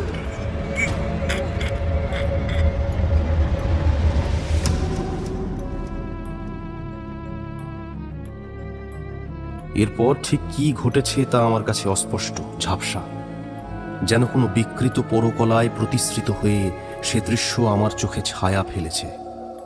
যেন এক দুরন্ত কুয়াশা কোনো রহস্যের পর্দায় তাকে ঘিরে রেখেছে। মনে পড়ছে ছুরিটা আমার হাত থেকে খসে পড়েছিল। বৃদ্ধের মৃতদেহটা শুয়েছিল চিত হয়ে, তার একটা হাত বুকের ওপর খামচে ধরা, অন্য হাতটা নিষ্ফল চেষ্টায় মৃত্যুমুখী গাছটার দিকে বাড়ানো। আমি সভয়ে পিছিয়ে এসেছি। আমার মাথাটা ঝিমঝিম করে কেমন টলে উঠেছিল। মনে আছে এক ছুটে হোঁচট খেতে খেতে আমি সেই বাড়ি থেকে বেরিয়ে এসেছি, উঠে বসেছি গাড়িতে। আমার উন্মাদ চিৎকার এক মুহূর্তের জন্য থামেনি এবং রাস্তা ধরে গাড়িও ছুটিয়েছি ভূতগ্রস্তের মতো। মনে আছে বজ্রপাতের মতো ভয়ঙ্কর এক তীব্র শব্দ আমার কানে এসেছে। দেখেছি গোটা পৃথিবীটা চোখের সামনে থেকে সরে গিয়ে ঝাপসা হয়ে গেল এবং ভীষণ সংঘাতে ঠিক বিপরীতভাবে আবার স্পষ্ট আছে। রথের দিন আমাদের অফিস ছুটি থাকে না, কিন্তু এবছর হঠাৎ রথে একটা হাফ ছুটি পাওয়া গেল। কলকাতা অফিসের বড় কর্তা বাঙালি। সকালে অফিস গিয়ে শুনলাম তিনি নোটিশ জারি করেছেন আজ দুপুর 2টোয় ছুটি। যদি কেউ ইচ্ছে করে সে মেলা দেখতে যেতে পারে। মেলা দেখার উৎসাহ থাক বা না থাক, দেওয়ালের ঘড়িতে 2টোর ঘন্টা বাজা মাত্র বেরিয়ে পড়লাম।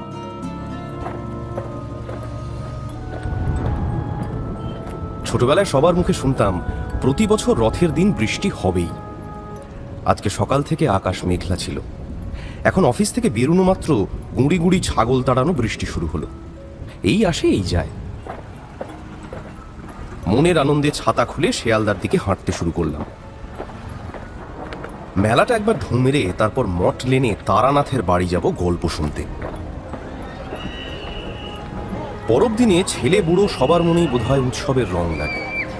দেখলাম বৃষ্টি অগ্রাহ্য করে মানুষের ঢল নেমেছে মেলাতলায়।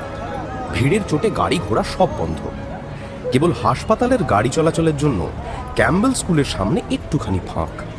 খানিকক্ষণ ধরে ফুল ফল নারকেলের চারা, মাটির পুতুল, রঙিন কাচের চুড়ির দোকানে অল্প বয়সী মেয়েদের ভিড়, পিঁপি বাঁশি এসব দেখে বেড়ালাম। তবু ছোটবেলার সে আনন্দ আর কই। সে ছিল স্নিগ্ধ শ্যাম ও ছায়াছন্ন পরিচিত গ্রাম। আর এ হলো ইট কাঠ পাথরের অচেনা শহর। ঠোঙায় করে কিছু ফুলুরি আর গরম জিলিপি নিয়ে হাইকোর্ট মুখ ট্রামে উঠে পড়লাম। মটলেনের মুখে যখন নামলাম, বৃষ্টি পড়ছে তখনও। হনহন করে হেঁটে তারানাথের বাড়ির দরজায় কড়া নাড়তেই ভেতর থেকে স্বয়ং তারানাথের গলা। আসছি হে, একটু দাঁড়াও।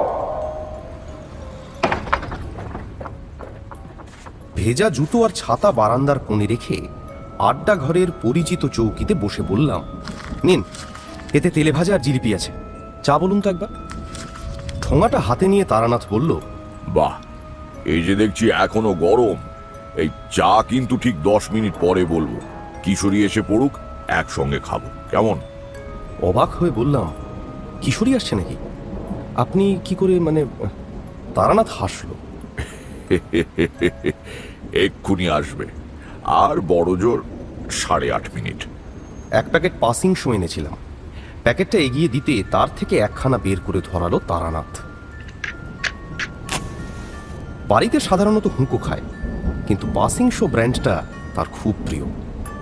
তার কাছে গল্প শুনতে যাওয়ার সময় আমি আর কিশোরী মটলেনের মোড় থেকে 10 পয়সা দিয়ে এক প্যাকেট সিগারেট কিনে নিয়ে যাই। আর প্রতিবারই তারানাথ সস্নেহে স্বচ্ছ মোড়কলা চিমনির মতো টুপি পরা ধূমপানরত সাহেবের ছবি শুদ্ধ কালচে লাল রঙের প্যাকেটটার দিকে তাকিয়ে বলে, হ্যাঁ, এই হচ্ছে সিগারেট। নেশার আসল কথা হচ্ছে মৌজ। ছবির সাহেব কেমন মৌজ করে গোল গোল রিং ছাড়ছে দেখেছো? 8:30 মিনিট শেষ। বাইরে ঝুপ করে ছাতা বন্ধ করার আওয়াজ, তারপরই কিশোরীর গলা। চকতি মশাই আছেন নাকি? আমি কিশোরী। তারানাথ আমার দিকে তাকিয়ে হাসল, তারপর উঁচু গলায় বলল, এসো হে, ভেতরে এসো। কিশোরী সেন ঘরে ঢুকে আমাকে দেখে বিশেষ অবাক হলো না। আসলে হঠাৎ কোনো কারণে কাজের থেকে একটু অবসর পেলে তারানাথের বাড়ি আড্ডা দিতে আসা আমাদের অভ্যেসে দাঁড়িয়ে গিয়েছে। বয়সে অন্তত 20 বছরের বড় হওয়া সত্ত্বেও অদ্ভুত কর্মা মানুষ দেখার শখ আমার চিরদিনের। কয়েক বছর আগে কিশোরী সেনই আমাকে তারানাথের কাছে নিয়ে এসেছিল। বলেছিল, চলো, একজন ভালো তান্ত্রিক জ্যোতিষীর সঙ্গে তোমার আলাপ করিয়ে দিই।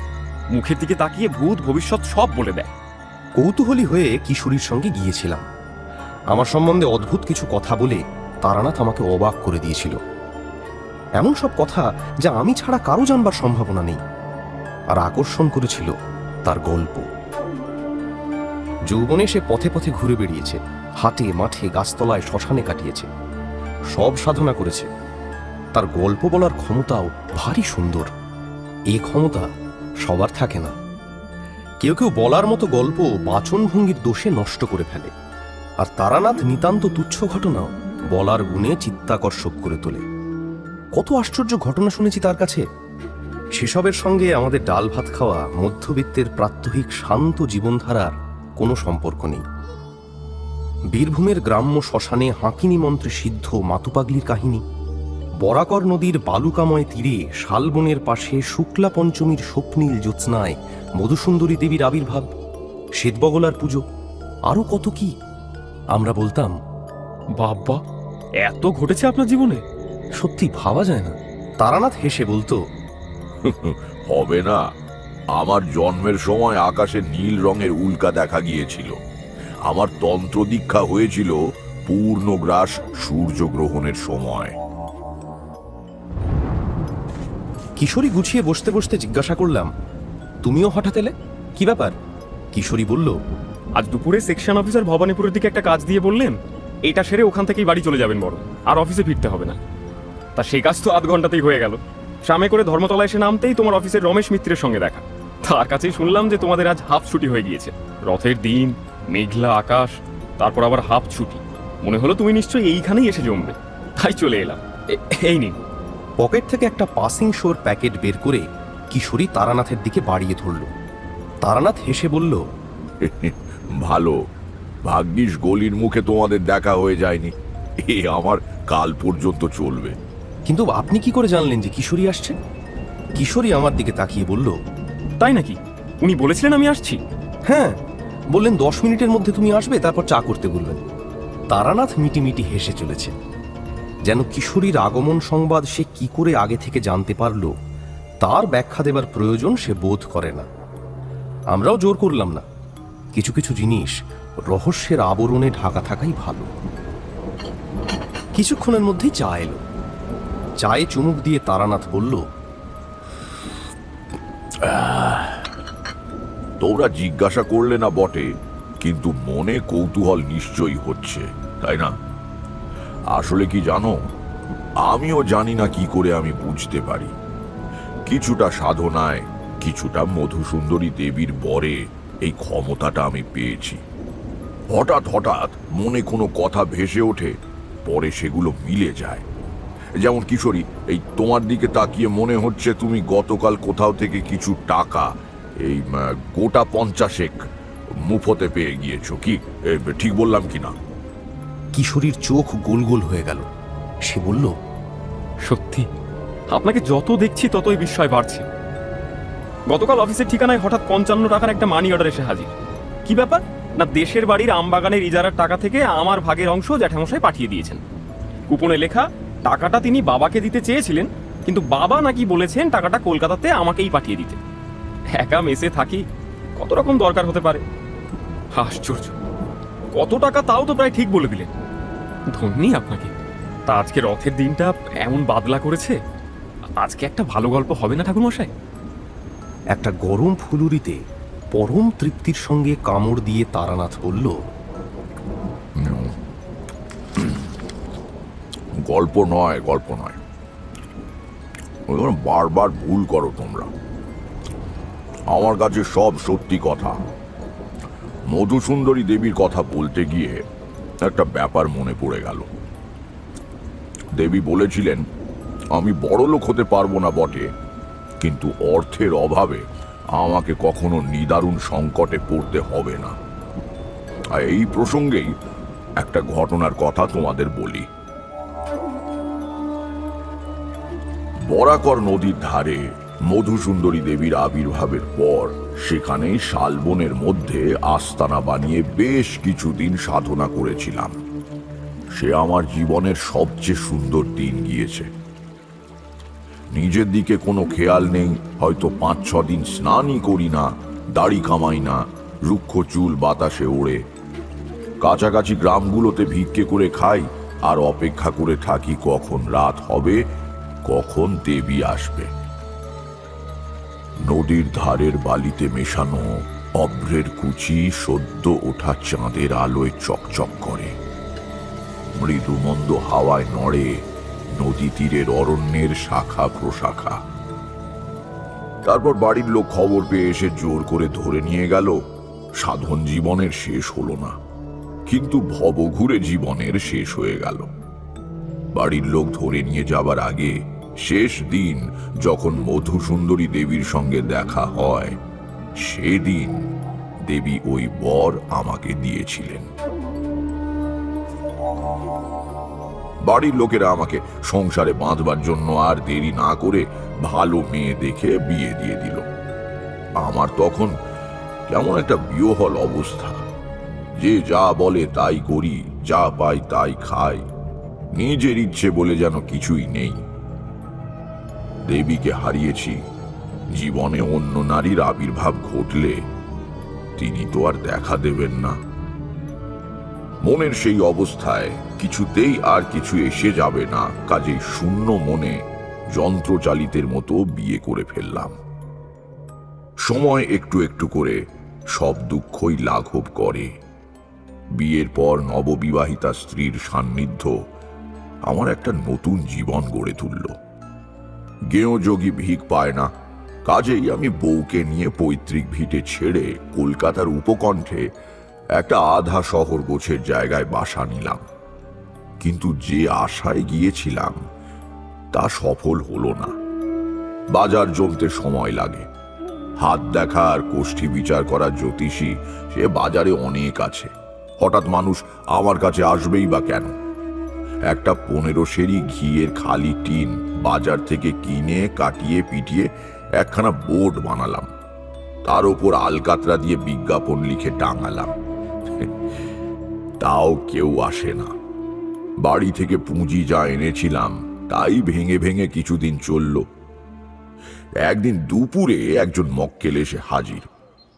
খাওয়া দাওয়া সেরে বাইরের ঘরে বসে বিশাল পরাশরি হোরা খুলে একটু পড়াশোনা করছিলাম, হঠাৎ উঠোন থেকে কে যেন ডাকলো। এই যে বাড়িতে কেউ আছেন নাকি? কিছুটা বিরক্ত হয়ে বাইরের বারান্দায় এসে দাঁড়ালাম। যা অবস্থা চলেছে তাতে এ যদি মক্কেল হয় তাহলে একে আমার খুবই দরকার, কিন্তু সব কিছুরই তো একটা সময় অসময় আছে। আমি চিরকাল একটু আয়েসি মানুষ, পথে ঘাটে খুব ঘুরে বেড়াতে পারি। এককালে যথেষ্ট ভবঘুরেমি করেছি, কিন্তু ওই দুপুরবেলা তাকিয়া ঠেসান দিয়ে বিশ্রাম করছি এমন সময় লোকজন এসে বিরক্ত করলে ও মোটেও ভালো লাগে না। শাস্ত্রে বলে ভুক্তা রাজ ও বদাচরেত, অর্থাৎ আহারাদির পর হাত পা ছড়িয়ে রাজার মতো আচরণ করবে। এই শাস্ত্র বাক্যটি আমি মনোযোগ দিয়ে পালন করে থাকি। যাই হোক, দেখি লোকটা কি চায়। বেরিয়ে যাকে দেখলাম সে একজন অদ্ভুত দর্শন মানুষ। রোগা শিরিঙ্গে, ধুতিটা খাটো, কিন্তু পাঞ্জাবির লম্বা ঝুল হাঁটু ছাড়িয়ে নেমেছে। পাঞ্জাবির কাপড়টা ঝলঝলে সিল্কের, চুপচুপে করে তেল দেওয়া কাঁধ পর্যন্ত পাট করা চুল, বিশ্রী লম্বাটে ঘোড়া মার্কা মুখ, এদিকে থুতনি প্রায় নেই বললেই চলে। যেন স্রষ্টা মুখখানা বানাবার সময় জায়গাটা থাবড়ে থুবড়ে ভেতরে ঢুকিয়ে দিয়েছেন। গায়ের রং বেজায় কালো, তার উপর কপালে তেল সিঁদুরের লম্বা তিলক। আমাকে দেখে সে এক গাল হাসল, আর তারই ফাঁকে বেরিয়ে পড়ল লম্বা লম্বা এক সারি হলদে দাঁত। দুপুরে বিশ্রামের সময় এমন চেহারা দেখলে প্রীতি জন্মায় না। বললাম, কি চাই? এই যে সাইনবোর্ডটা ঝুলছে, তারানাথ জ্যোতিষার্ণব, আপনি কি সেই? কেন, তাতে কি? লোকটা বলল, আপনি যদি হন তাহলে একটু কথা বলতে হবে, এই আর কি। আমি সেই, বলুন কি বলবেন। লোকটা জিভ কেটে বলল, ছি ছি ছি ছি, আমাকে আপনি বললে খুব লজ্জা পাচ্ছি। আপনি আগে তারপর বলতে গিয়ে আমার মতন একটু বুঝতে পাবো কি? বুঝলাম একে সহজে বিদায় করা যাবে না। দুপুরের বিশ্রামটুকু সত্যিই গেল। তবু হিন্দুর ছেলে, গৃহস্থ মানুষ, কেউ আতিথ্য চাইলে তাকে তো আর বিমুখ করতে পারি না। বললাম, এসো ভেতরে এসো। বেশ, তুমিই বলবো, তুমিও আমার বিয়ের মতন। রসিকতাটা মাঠে মারা গেল। ধুলো মাখা চটি দরজার সামনে খুলে ঘোড়ামুখ অতিথি বৈঠকখানায় এসে জমিয়ে বসল। জিজ্ঞেস করলাম, তা তোমার নামটি কি বাপু? আবার একগাল হেসে ঘোড়ামুখ বলল, আগে আমার নাম হরকীর্তন সেন্নামত। হর কীর্তন সেন্নামত, পদবিটা একটু অচেনা ঠেকছে না? এই আমরা কয়েক ঘর মাত্র আছি এই বাংলায়, একেবারে অধম নই, জল আচরণীয়। না না, সেজন্য বলিনি। যা, কি প্রয়োজনে এসেছো বলো। আমি এই ওপাড়ায় এক আত্মীয় বাড়ি এসেছিলাম আর কি। কাজ ছেড়ে ফেরার পথে আপনার সাইনবোর্ডটা নজরে পড়ল। আমার আবার এসব দিকে একটু চর্চা করার ঝোঁক আছে, তাই ভাবলাম আপনার সঙ্গে একটু দেখা করেই যাই। তা আপনি কি মতে ভাগ্য গণনা করেন? আচ্ছা, ওখানে কি বই? পরাশরি হোরা? পড়ছিলেন বুঝি? হোরা শাস্ত্র জানো নাকি? পড়েছো? তা পড়েছি, তবে কি জানেন, ও সব কিছুই নয়। যে পারে সে এমনিতেই পারে। আপনি সবাইকে ঈশ্বর সে ক্ষমতা দেন না। বাহ, এ তো দেখি ঢুকরির ভেতর খাসা চাল। লোকটা একেবারে অপগণ্ড নয়, জ্যোতিষের একেবারে মূল কথাটা অক্লেশে বলে দিয়েছে। আমি বললাম, তা আমার কাছে সাইনবোর্ড দেখে ঢুকে পড়লে কেন? অদ্ভুত ক্ষমতা কিছু আছে কিনা যাচাই করবার জন্য? না, ঠিক তা নয়। সে তো আপনাকে দেখেই বুঝেছি। এলাম একটু আলাপ সালাপ করতে। গুণী মানুষের সঙ্গ করলে তো পুণ্যি হয়। ও, তা আমাকে দেখে কি বুঝেছো? একটু বলো দেখি, শুনি।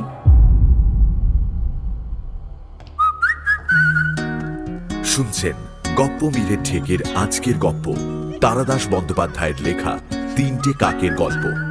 এখনো যদি ঠেকে সাবস্ক্রাইব না করে থাকেন তাহলে কিন্তু ঠকবেন। Subscribe to my original channel and do not forget to click on the bell icon for notifications. তাহলে বাকিটা শোনা যাক।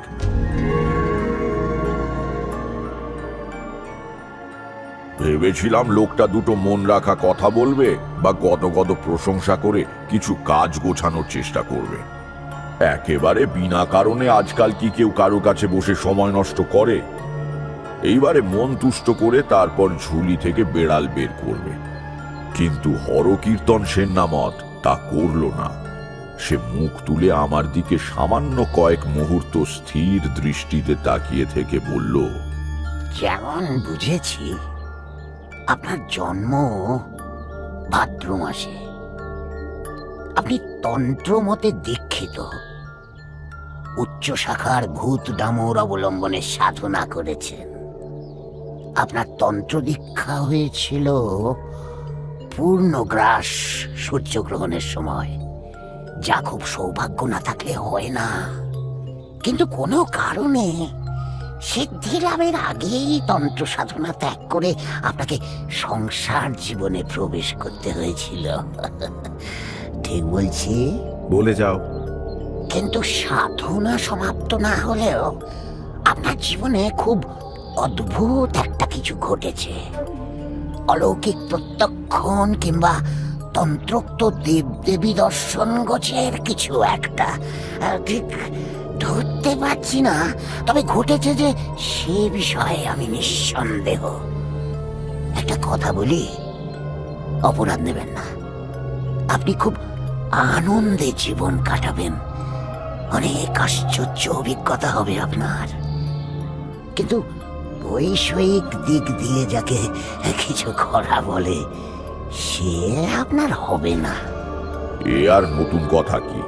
শুনে বললাম, সে আমি জানি, কিন্তু তুমি কিভাবে বুঝলে? জানি না, আপনাকে দেখে যা মনে হলো তাই বললাম আর কি। যা বলেছো ঠিকই বলেছো। তোমার ভাগ্য বিচারের স্বাভাবিক ক্ষমতা আছে দেখছি। এবার তোমাকে দেখে আমার যা মনে হচ্ছে একটু বলি। হরকীর্তন বিনয় গলে গিয়ে বলল, আগে নিশ্চয়, বলুন বলুন বলুন আপনি। জন্ম দিয়েই শুরু করা যাক। তোমার জন্ম চৈত্র মাসে, দিনটাও বলে দিচ্ছি। রামনবমীতে তোমার জন্ম। ভাই বোন যমজ হয়েছিলে, জন্মের পরই বোন মারা যায়। কি ঠিক? ঠিক। তারপর? লেখাপড়া বেশি দূর গড়ায়নি। স্কুলে পড়তে পড়তে সাধু সন্ন্যাসীদের সঙ্গ করার দিকে ঝোঁক যায়। অনেক ঘুরে বেরিয়েছ, কিন্তু দীক্ষা নাওনি। একদম ঠিক বলেছেন। দীক্ষা নেবার উপযুক্ত গুরুই পাইনি। সব বেটা ভণ্ড, কেবল লোক ঠকিয়ে খাবার ধান্দা। কেবলই এক আপনার কাছে বসে মনটা ভারী ভক্তিতে ভরে যাচ্ছে। আপনি দেবেন আমাকে দীক্ষা? দূর পাগল, আমি নিজে সাধনা ঠিকমতো করে উঠতে পারিনি, তোমাকে দীক্ষা দেব কি? তাছাড়া তোমার ওসবের প্রয়োজন নেই, এমনিতেই তুমি অনেক পেয়েছো। হরকীর্তনের চেহারা যেমনই হোক, মানুষটা সে ভালো।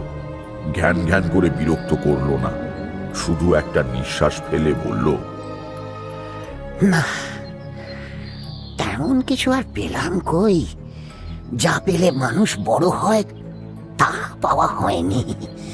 যাক, জীবন কেটেই যাবে। তুমি সংসার করনি? না, ওসব ঝামেলায় আর নিজেকে ছড়াইনি।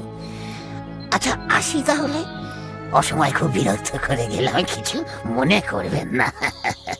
না না, তাতে কি হয়েছে? এদিকে আবার এলে দেখা করে যেও। তাকে এগিয়ে দেওয়ার জন্য উঠেছিলাম, সে বাধা দিয়ে বলল, আপনাকে আর আসতে হবে না, এবার আপনি বিশ্রাম নিন বরং। দরজার কাছে খুলে রাখা চটি জোড়া পায়ে দিয়ে সে সিঁড়ি বেয়ে নেমে উঠোন পার হয়ে একবার দাঁড়ালো। কঞ্চির বেড়ার দরজায় একটা হাত রেখে আমার দিকে তাকিয়ে কেমন যেন অদ্ভুত ভাবে বলল, শুক্রবার, শুক্রবার। হরকীর্তন কথাটা আমার দিকে তাকিয়ে বলছে বটে, কিন্তু ঠিক যেন আমাকে বলছে না। তার চোখে হঠাৎই উদ্দেশ্যহীন শূন্যতা। সে এখানে আছে বটে, আবার নেইও। আমি অবাক হয়ে বললাম, কি শুক্রবার? কিসের শুক্রবার? আমার কথা যেন শুনতেই পেল না সে। পেছন ফিরে হেঁটে চলে যেতে লাগলো। লক্ষণ প্রতিলক্ষণ ইত্যাদি নিয়েই জ্যোতিষ এবং তন্ত্র সাধনার চর্চা করতে হয়। আমি বুঝতে পারলাম হরকীর্তন কথাটা নিজের জ্ঞানে বলেনি, দৈবী আবেশে গ্রস্ত হয়ে বলেছে। কেন এবং কি ভেবে বলেছে তা ও নিজেও জানে না। যেভাবে এলোমেলো পা ফেলে সে হেঁটে যাচ্ছে, তাতে বেশ বোঝা যায় তার ঘোর এখনো কাটেনি। কি বলতে চাইল লোকটা?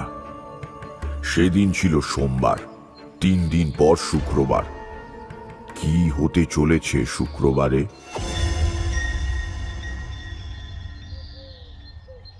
বৈঠকখানায় ফিরে এসে তাকিয়ায় হেলান দিয়ে আবার একটু বিশ্রাম আর ঘুমের চেষ্টা করলাম, কিন্তু ঘুমের রেশ একবার কেটে গেলে ফের তাকে খুঁজে পাওয়া খুব মুশকিল।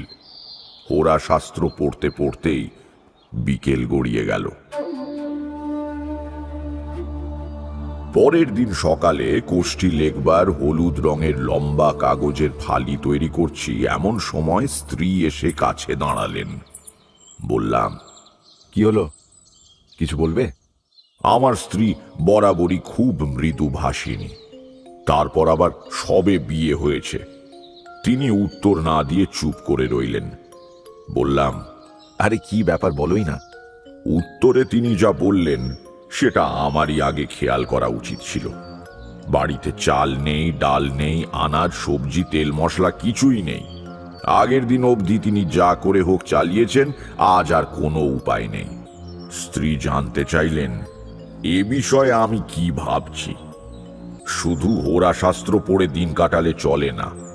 স্ত্রীর সংকুচিত অনুযোগ আমাকে বাস্তব পৃথিবীর রৌদ্রদগ্ধ প্রান্তরে দাঁড় করিয়ে দিল। অগত্যা থলে হাতে বেরিয়ে পড়লাম। জনবসতির শেষ দিকে, যেখানে পথটা হাটতলা হয়ে মহকুমা শহরের দিকে চলে যাচ্ছে, সেখানে হারাধন নন্দীর মুদিখানা। এখানে আসার পরে এই দোকান থেকেই মাঝে মাঝে জিনিসপত্র নিয়ে যাই। হারাধন লোকটা ভদ্র, হাসি মুখ। সওদা মেপে দিতে দিতে এই ভালো মন্দ প্রশ্ন জিজ্ঞাসা করে, সুখ দুঃখের কথা বলে। তার দোকানেই গিয়ে দাঁড়ালাম। সেই সময়টা খদ্দের কেউ নেই, দোকান খালি। হারাধন তাল পাতার পাখা উল্টো করে ধরে তার বাঁট দিয়ে পিঠ চুল করছে।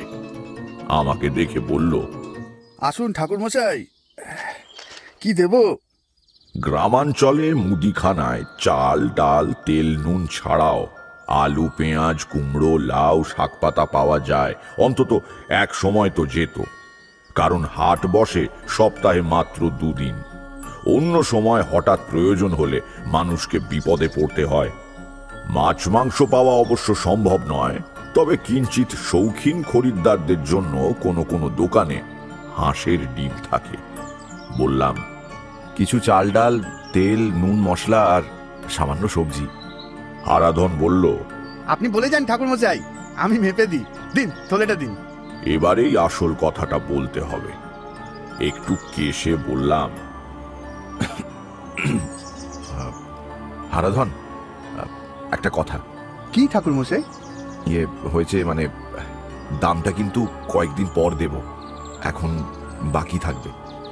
এক মুহূর্ত তাকিয়ে থেকে হারাধন বলল, আমাদের সকলকেই কোনো না কোনো সময় ঠেকায় পড়তে হয়। অসুবিধার সময় পরস্পরকে না দেখলে কি চলে? বড় বড় কথা বলছি ভেবে রাগ করবেন না ঠাকুর মশাই। আপনি পণ্ডিত ব্রাহ্মণ, মাননীয়, কিন্তু আমি বয়সে বড়।